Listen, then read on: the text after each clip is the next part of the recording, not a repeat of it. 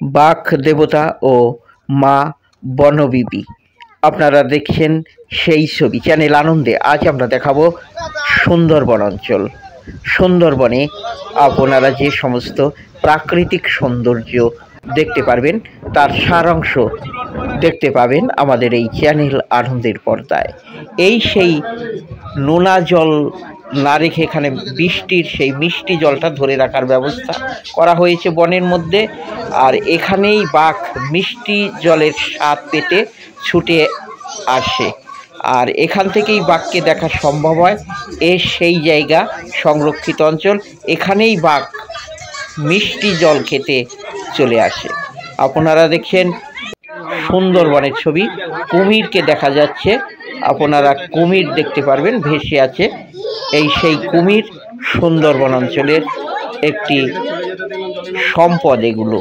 এগুলো হারিয়ে যেতে বসেছে।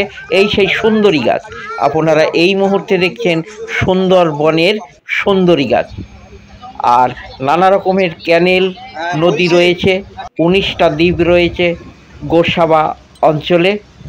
আর এই সেই সুন্দরবন যেখানে শুধু গাছ আর গাছ, জোয়ারের সময় জল বেড়ে যায় এবং এই গাছগুলোই জাহাজে করে যারা আসেন, এই ছোট ছোট ক্যানেলের ভিতরেও ঢোকা যায় একমাত্র ভরা কাটালের সময়।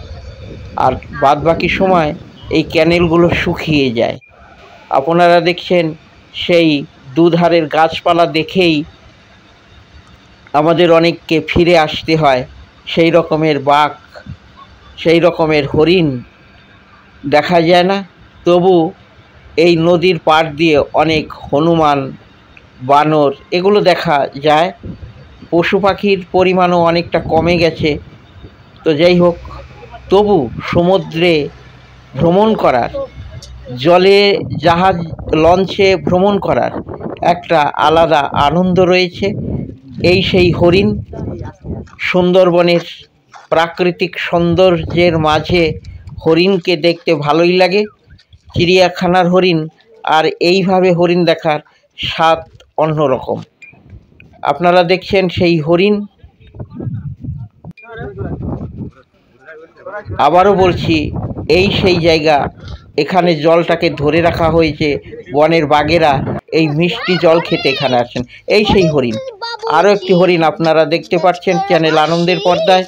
আমরা এই মুহূর্তে চ্যানেল আনন্দের পর্দায় একদম ক্যামেরার সামনে রয়েছে হরিণ।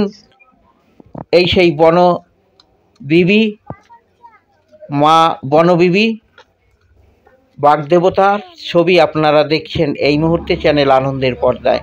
দেখুন এইভাবে অসংখ্য ভ্রমণ লঞ্চগুলো ঘুরে বেড়ায়।